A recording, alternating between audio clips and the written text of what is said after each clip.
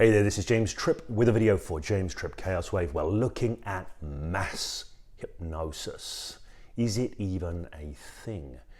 Now, second take on this video. I did a very, very long one. I want to do a much more condensed version of this, so let's see how it goes. I'm making this video in response to an article I found a couple of days ago on The Guardian, or in The Guardian. It said, menace to public health, 270 doctors criticize Spotify over Joe Rogan podcast. Okay, I found this in The Guardian. I went and checked other media sources. It's out there as well in other media sources. This is regarding an open letter from, it says, total of 270 US scientists, healthcare professionals and professors have written an open letter to streaming company Spotify expressing concerns about misinformation. Okay. Now, this relates to Joe Rogan's long interview with Dr. Robert Malone. I think it was in December, maybe in late November. I think it was December. And I want to say right now, before we get into the topic of this, I haven't seen that interview. I don't know the specific claims that Robert Malone made. One of the reasons, by the way, I haven't seen the interview is because I don't listen to the Joe Rogan podcast. I always watch clips. And the clips were all taken down from YouTube. Okay, they were sort of deplatformed from YouTube, those specific clips. All right, and that is kind of relevant to what we're talking about, but it's not what I want to get into right here. I also want to say before I get into this topic that this is not about the content. I don't know what Robert Malone specifically covered. This is not about diving deep into the content, arguing about what is or isn't so, about what's going on in the world. We're staying up above it here. This is a video about psychology and communication, and it's about a specific claim made in this. It says, Dr. Robert Malone used the Joe Rogan Experience platform to promote numerous baseless claims, including several falsehoods about COVID-19 vaccines and an unfounded theory that societal leaders have hypnotized the public. An unfounded theory that societal leaders have hypnotized the public. This is what I want to address in this video. And I would suggest that that is a baseless claim. That it's an unfounded theory that societal leaders are hypnotizing the public. I'm going to suggest that, of course, societal leaders are hypnotizing the public, and they are not the only ones. Now, to understand this claim and to understand why I find the dismissal of it completely ludicrous, you first have to understand what hypnosis is. What I'm about to present to you is my understanding of hypnosis as somebody who has been a practitioner of hypnosis for over 20 years and spent a lot of time studying and researching the topic and actually going out there in the world and doing hypnosis. So I don't have a merely theoretical opinion of hypnosis. I am a practitioner of hypnosis. So I think I know a thing or two about it. Of course, other people would disagree with my rendering as to what hypnosis is. But before we discuss whether or not societal leaders are indeed hypnotizing us, we need to be clear about what we mean by that term, hypnotizing, because a lot of people have this sort of cartoon notion of hypnosis that they've picked up from maybe, some old Tom and Jerry cartoon or comic books or movies, this kind of thing. And even from some stage hypnotists and practitioners of hypnosis, they like to perpetuate this idea. But people have this idea that hypnosis is this special state that when you put people into it, they somehow like robotically respond to the commands and the suggestions that you give them. It's a mind control sort of paradigm of hypnosis. Now, I do not believe this is how hypnosis works, and I'm in good company with this. If you look at the world of hypnosis research, it's come a long way, looking at it from sort of cognitive behavioral lenses and these sorts of things. It starts to become clear that that probably isn't how hypnosis really works. I'm going to tell you simply how I think hypnosis works. Hypnosis works by changing the sense that we're making of a moment. That's it. Works by changing the sense that we're making of a moment. What most people do not realize is we do not live in the world as it is. We live in the world as it occurs to us, as our mind makes it up to be through the sense that we make. So this is why you might get somebody who, they're in a particular situation and somebody makes a comment and they're mortally offended. And they're mortally offended because the sense that they made is that this person disrespects them or dislikes them. They're mortally offended, they're upset and they're wounded, their ego takes a hit. They have a whole array of responses. Somebody else could have received exactly the same behavior and thought, what's wrong with them? You must be having an off day. They make some different sense, they have a different response. The sense we make shapes the experience we have and the response or reaction that comes from that experience. So when you start looking at hypnosis through these lenses, you start to recognize that any time that anybody is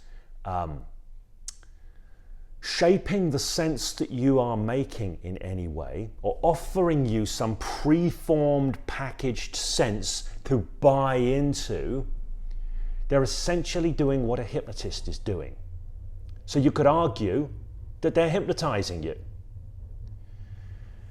Now, as to the question as to whether societal leaders are doing this, I'm just going to say right up front, I'm not going to drag this out like a BBC documentary or anything like that. I'm going to say right up front, of course societal leaders are doing this, but they're not the only ones. So please do not think as you watch this video that there are the big bad mind controllers who are controlling your mind, and then these independent truth seekers who might be out there with their YouTube channels like me, like telling you this is the truth.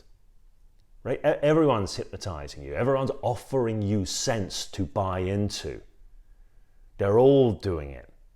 So it isn't just societal leaders who are doing this. But I'm going to address the topic of societal leaders first, whoever they may be. Now, who are societal leaders? Well, we've got corporations and corporate lobbyists and politicians, and we could probably include the corporate media, which is the more honest term for the mainstream media, let's face it. We could probably include all of these people as societal leaders to some degree or another. You know, non-governmental organizations, all sorts of people in the mix, right? Are these people completely naive about psychology and communication? Are they? Now, of course, the answer is no, they're not. If I look over to this bookshelf, somewhere over here, I could probably find Frank Lunt's book. Frank Lunt's book, I think it's called Words That Count. Now, if anybody knows anything about Frank Luntz has worked for government for years and corporations for years, and he's a spellcaster. His job is to find words and ways of making sense that tilt people in the directions that they want them to tilt them. He's been doing this for years. You know Luntzisms. If you live in the world, you know Luntzisms. One classic one is the reframing of global warming to climate change. Frank Luntz and his focus groups found that the term climate change evoked less fear in people than the term global warming, a shift that served the agenda of Luntz's clients. Another example of a Luntzism in that area is the reframing of offshore oil drilling to offshore energy exploration, right? So offshore energy exploration evokes something very different. It frames something differently. It makes a different kind of sense qualitatively. It's a different form of hypnosis. So these people, they know this stuff. Political speechwriters, they know this stuff. People understand these days the idea of shaping people's perceptions through the messaging. There's a whole field of study called narrative economics that recognizes that economics and economic activity is not merely driven by market forces, that it's predominantly driven by the ideas that people buy into, the stories they buy, the sense they get captured by. So yes, I think it's ludicrous to say that it's an unfounded idea that our leaders are, or various powerful people. I'm not going to say our leaders because it's not that simple. Right? If you want to understand the politics of the world, don't listen to conspiracy theorists, watch Game of Thrones. All right? If you want to know how power works, watch Game of Thrones. Right? In this world, there are various factions of power players vying for their dynasty, their ideas, their legacy, whatever their interests to prevail. Right? You and I are probably not amongst them. We're in the people that don't get seen in Game of Thrones. If you watch Game of Thrones, whose story don't you get? The plebs, If you're going to find power in the world, you have to find your own power, right? That game, you don't want to get too distracted by it. You can find your own power in the world in spite of the games being played by the mighty, right? But that's a point aside. That's not what we're talking here. If you want to be looking at this and go, right, I'm swimming through a sea of mass hypnosis, okay? And I don't want to do that. I want to be thinking for myself. I want to be empowered in relation to my own sense making. I do not merely want my mind captured by this message or that message, right? I want to be aware that I'm caught in reality tunnels. I do not live in the world as it is. I want to be able to make better sense. Make better sense. The first thing I would suggest is being aware of to what degree you are outsourcing your sense making. All right, so I got this article from The Guardian. Okay, I made sure I went across what other news sources are reporting on this. What are they saying? I went across the Daily Mail, right? The Guardian, traditionally left-leaning, Daily Mail, traditionally right-leaning. I want to get a number of different people's sense. I want to get 5 different hypnotists' piece of sense making about this, so I can look at how they intersect. I want to ask good quality questions for myself. We cannot not outsource our sense making, by the way. We cannot not do it. We cannot start from first principles and figure out everything that's going on in the world. We've all grown up in familial cultures, broader cultures. We've been to school. We've been schooled in some way or another. We've had experiences that people have helped us make sense of. We have a whole background of pre-done sense making. You know, nobody comes into the world with some kind of pure, truth-seeking mechanism that can cut through all the mass hypnosis. You can't. So you've got to outsource some of your sense making.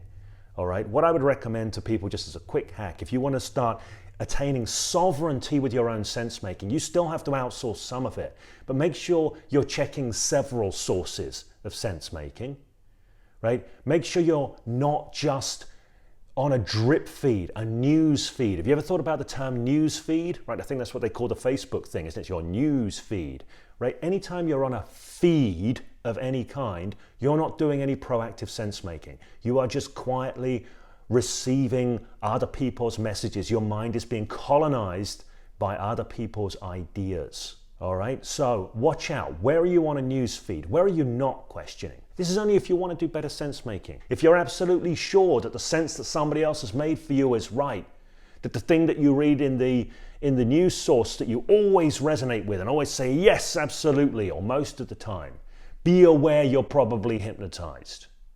All right, and I'm not making a judgment about that.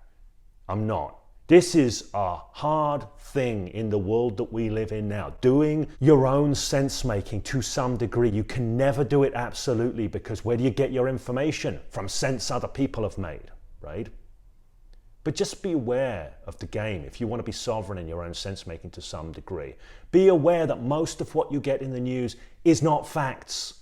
It's narrative, it's story. Be aware of what you get mostly from your favorite YouTube channel, you know, or your favorite podcast. It's not facts, it's narrative. One of the things I respect about Joe Rogan, by the way, is I do think Joe Rogan on his show is mostly, you know, and he's still captured by all sorts of human biases and all that, but I think he's mostly just trying to do some sense making with some different and interesting people. That's why I think that these scientists who are writing, or public health people or whatever, who are writing and saying shut down, they're not saying shut down Joe Rogan, but police Joe Rogan. Well, why not go on his podcast? I think Joe would be willing to have a conversation with you. I think there are some people out there in the world who really are. They're doing their best to make sense instead of just going along like a zombie with the sense being made for them by whoever that might be. I tell you what my bias is out in the world these days. My bias is towards individuals being as optimally empowered as they can possibly be. It's very difficult to talk about personal empowerment, your ability to be able to shape and create your life as you would like it to be, or in useful, generative ways, fulfilling ways. It's very difficult to talk about that and ignore the fact that we are having our minds captured and colonized by a variety of different sources and a variety of different ideas. And, you know, they're not always in our best interests. And it's not always easy to tell what is and what isn't, what set of ideas are capturing us, what's going to serve us, what's not. All right? It's not necessarily easy. I'm known as a hypnotist. Okay? I've spent many, many years studying the art and craft of hypnosis, but the honest truth of it is I'm much more interested in waking people up and people being able to manage their own hypnotic experiences and cut through those that are being laid upon them by others if those hypnotic realities are not serving them. All right, so enough said on this topic. I didn't manage to make the video any quicker than before. But I'm not going to do it again. If you like the content here, if you've got some value from this in some way, you know what to do. The algorithm loves the thumbs, so please do hit the thumbs up on it. And if you would like more on sense making, because I've got a whole bunch of ideas to do some videos on sense making, helping people make better sense of what's going on in the world on a very personal level as well as a broader level. You can see a list of videos up there at the back. Subscribe to the channel and we'll get those. And I'm very, very open to conversation, particularly generative conversation. I am not interested in arguing about what is or isn't so in the comments section. You can say what you want to say, but I'm not interested in arguing about what is or isn't so. If you're interested in opening a generative dialogue that's about evolving understanding, okay, not about me telling you what's so or you telling me what's so, but evolving understanding, co-evolving understanding, if you're interested in that, I'd love for you to make use of that comment section. Anyhow, until we next connect, keep on using your mind to shape your life.